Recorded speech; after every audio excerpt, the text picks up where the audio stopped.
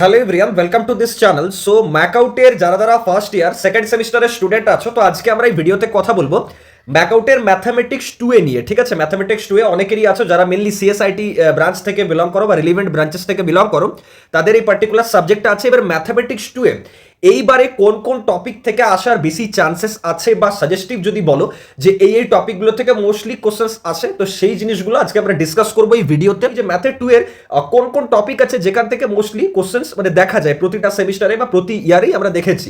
তো first of all একটা হচ্ছে যে দেখো কো রিলেশন। ঠিক আছে, correlation is very very important.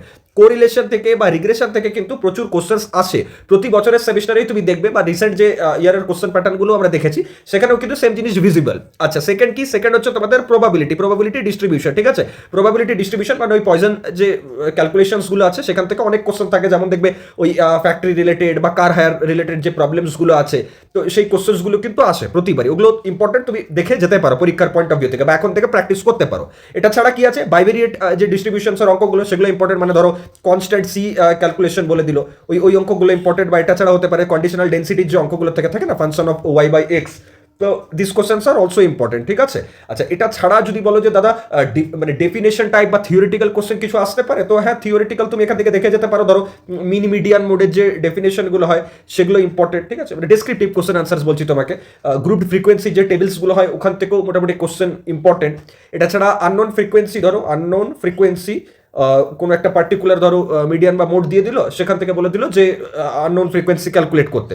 এটা ছাড়া আমরা স্ট্যান্ডার্ড ডেভিয়েশন একটা ফ্রিকোয়েন্সি ডিস্ট্রিবিউশনের থেকে ক্যালকুলেশন, সেটাও important. Hypothesis testing is also important. Hypothesis testing is also important. ঠিক আছে, এটাও দেখেছো। এটা ছাড়া টুটেল টেস্ট আছে বা ক্রিটিক্যাল রিজনের অঙ্কগুলো ইম্পর্টেন্ট। টি টেস্ট থেকেও কোশ্চেন কিন্তু আসে। ঠিক আছে, টি টেস্ট থেকেও কোশ্চেন আসে। তাহলে এগুলো মোটামুটি কিছু কোশ্চেন আছে যেখান থেকে প্রতি বছরই সেমিস্টারে কোশ্চেন পাবে। আর আদার টপিক্স যেগুলো মানে স্কিপ করা আমি বলবো না, কোনোদিন এবার প্রেফার করি অ্যাটলিস্ট একবার রিডিং দিয়ে নিতে পারো, যেমন বেস থিওরেম আছে বা ওই নর্মাল ডিস্ট্রিবিউশনের অঙ্কগুলো বা জিওমেট্রিক প্রবাবিলিটি ডাইসের যে অঙ্কগুলো থাকে সেগুলো জাস্ট একবার রিডিং দিয়ে নিতে পারো। ঠিক আছে, আর ওভারঅল এটাই বলবো যে আমাদের যে লেকচার কোর্সেস আছে, আমাদের যে ম্যাথের কোর্স নোটস আছে, প্রিভিয়াস ইয়ার কোশ্চেন আছে, তার সাথে সাথে আমরা কিন্তু লেকচারস দিয়েছি এবং ইন ডিটেলে। যেমন ম্যাথ 2 এর যদি লেকচার বলি তো টোটাল 12খানা লেকচার আছে। ঠিক আছে, আর 12 লেকচার 1 হচ্ছে তোমার বেসিক প্রবাবিলিটি ডিসকাস করা আছে, আর লেকচার 2 3 ও সেম বেসিক প্রবাবিলিটি আমরা ডিসকাস করেছি। লেকচার 4 এ হচ্ছে তোমাদের random variable, lecture 5 discrete distribution, same for lecture 6, আর লেকচার 7 আর 8 আমরা কন্টিনিউয়াস ডিস্ট্রিবিউশনটাকে এক্সপ্লেন করেছি।